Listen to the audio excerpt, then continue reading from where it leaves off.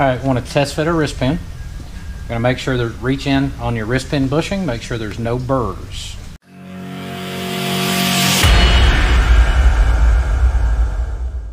All right, and then we're going to do the same thing on the wrist pin. Feel around, no burrs. We just want an oil film from our fingers, right? We want to fit this dry. So we're going to slide this in, and you don't want to force it. Just remember, you're looking for a slip fit, no shake, which is going to yield about a 1/1000 clearance. And sometimes you just got to walk it in there real easy, right? So notice we've got a nice floating fit there, and there's absolutely no shake to it. So you can feel what that feels like. Be butter smooth. Oh yeah. Yeah. Nothing. No movement at all. All right. All right. Then we're going to do the same thing to the piston. I'm going to go ahead and I'm going to mark orientation just so it's easy for me to look at. This is my rear facing the front of the engine. You can tell because you have bigger valve release for your intake valves. Right. So checking for burrs here. I feel like it. We're going to test fit the wrist pin. And again, we have the same thing. A real nice loose fit, slip fit, no shake.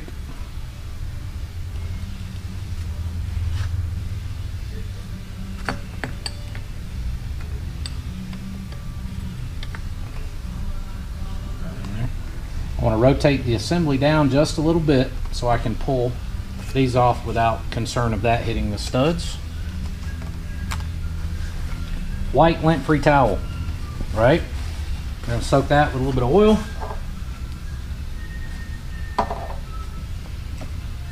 Not assembly lube. Use oil. So lint-free paper towel.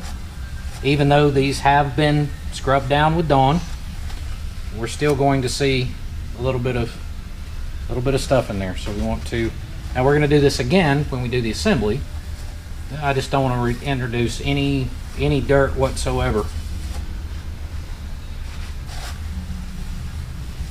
Sure we're clean on the base. Now I like to do this. I know how much a gasket is going to compress. Right. So like your advertised thicknesses of your gaskets that's compressed, right? So I like to do this without any gaskets whatsoever and then just do the math.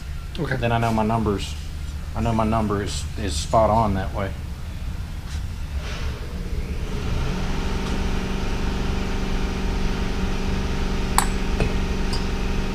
Yeah, you can hold it if you want to. So I mean, if I get my pinky in there.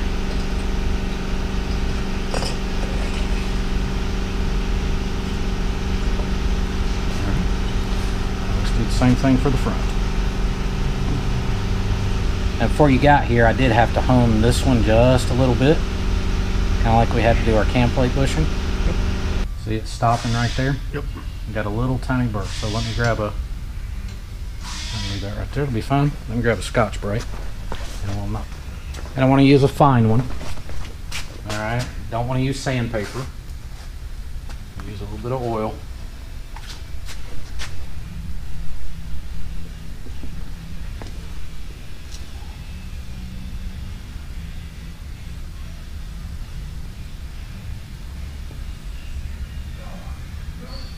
There you go. There we go. There you go. You feel that? It's just like Dylan. Got a nice floater, slip fit, no shake. Yep.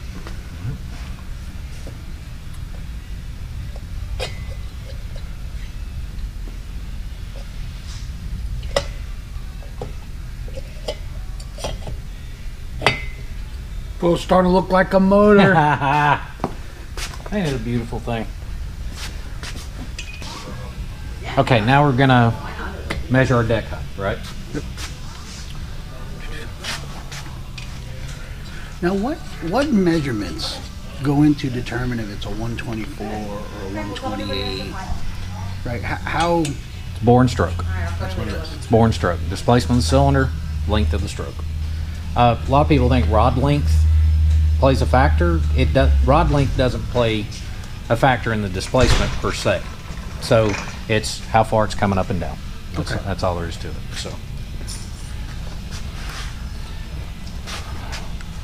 all right. So what we had said, our little deal on this was, we want to be within 1/1000th of an inch front to rear cylinder. All right, so we're gonna take it and zero it out. Then we're gonna bring it over to the piston. Now the other thing I wanna show you, it actually makes a difference. You wanna try to be, because there's no rings on this piston, right? So you got some rock. Now if you look at your gauge, that's a 4 to 5 thousandths difference on the gauge. So what we want to do is bring this up to where we're running parallel to the wrist pin. So there's no movement. Yeah. Now see, stand here and see when I rock it. Yep. All right. So once we've established that, then we know we're zeroed out. We're going to check it one more time.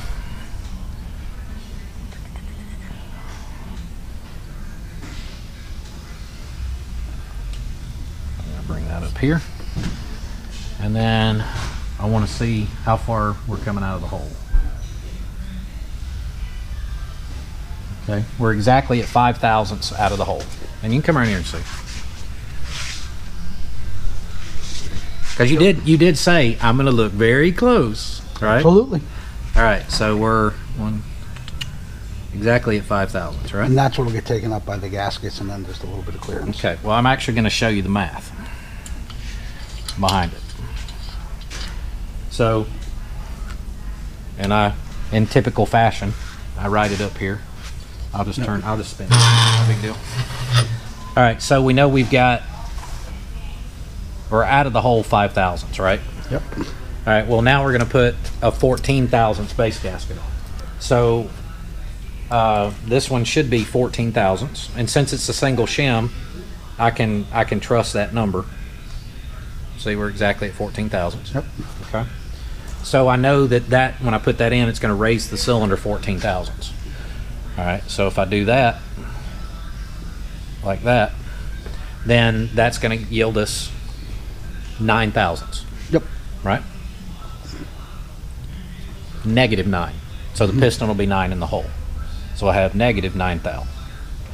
Well, now we're going to put, and what we're targeting is 40 thousandths piston to head to get you the compression ratio that you want.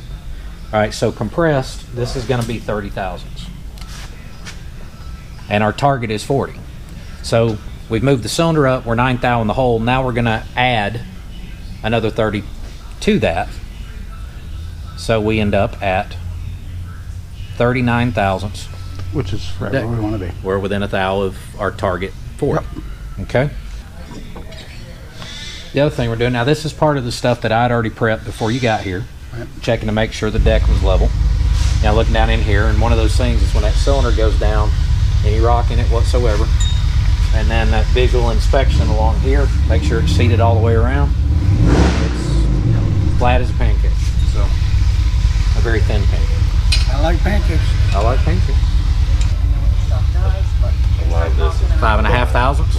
We're within 1/2 of a thousandth front to rear. That's a beautiful thing. It's a beautiful thing. You're the man. That's why you get a custom engine. Yes.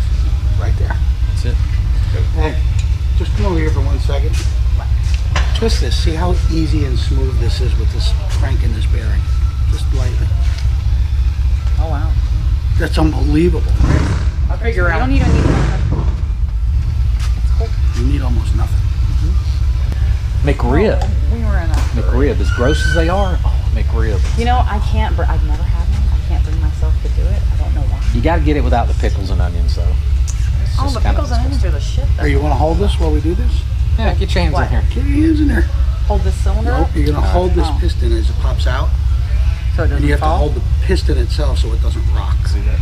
See that rod? Yeah, just hold it right there. You ready? I think so. There you go. Now just tilt it down at an angle so it doesn't hit the. Yeah, that's perfectly fine. Actually, go the other way, Other way. and then just It's softly, banging into this Very thing. softly lay it. Oh, this way. Softly put that against the case. All right, now what you can do is take, see this pin in the middle? That pin that's moving right there? Yeah. All right, so hold it on that side, take your finger on this side, and that pin will slide right out, and then catch the piston as it comes out. Or I'll kind of hold the piston. That would be the wrist pin. Where am I? This thing? Yeah. Oh, okay. Pull it out. Perfect. That's why he's doing it. That's exactly right, dude. All right, now we're gonna check the ring gaps. When I was 9 years old, and my dad telling me, line up them rings, boy, line up them rings, I still do it. Oh, that. And when I show you the what I call a tool to do it with, I've had this tool for 23 years. The same thing, and you're gonna laugh when you see it. I've seen it on the videos. I mean, I could sit here and tell you how to do, Well, just from what I've watched. Like, well, don't do this now, but actually doing it, very cool. All right, I'm gonna show you. Take a close look at that one. All right, and then take a close look at that one.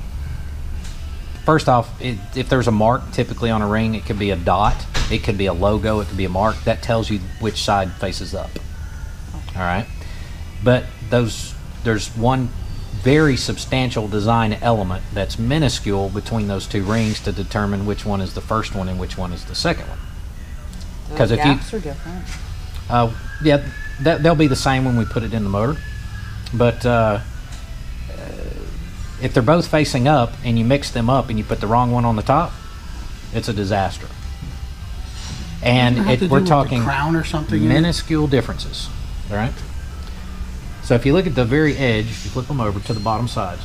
If you look at the very edge of one of them, you see a tiny, tiny little notch. Little tiny notch where the other one is smooth. See that? Just that little edge, that back cut. Mm-hmm. Yeah. That's the top. It's called a Napier ring is what they call that. But that little tiny notch makes all the difference. That's almost like a scraper that wipes the excess oil off the inside of the cylinder. Dude, I'm so blind I'd be screwed. Every motor I built would be blowing oil everywhere. Yeah, I didn't know what you were looking at. I know you can't see it. Yeah, and some of them they're a little more obvious, but depending on ring design, it can be not so obvious. So what you always want to do is you check these gaps because we're dealing with a cast iron sleeve, aluminum cylinder, forged piston, and everything grows. And what you want ample enough gap that will, as everything expands, changes shape, that the ends don't actually contact each other. If they do. So that's what you're talking about with gap. Correct. What happens if they touch? They could everything from break to blowing oil like crazy to, I mean, if they touch, it's massive, either massive destruction or the engine just won't last very long, depending on how bad it is. It's like crossing the streams. It's the end of the universe as we know it. It is crossing the streams, Egon. It's crossing the streams. Why do they look like they're sticking out?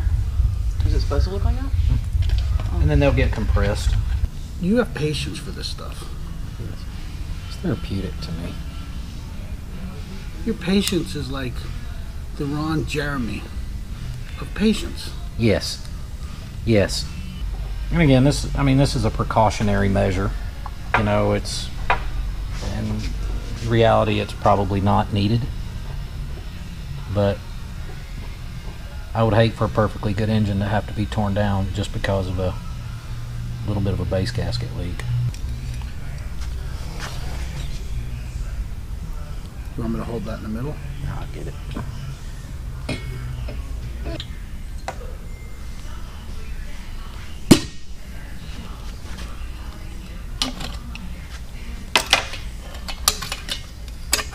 Just tap it on the top there, just nice and easy.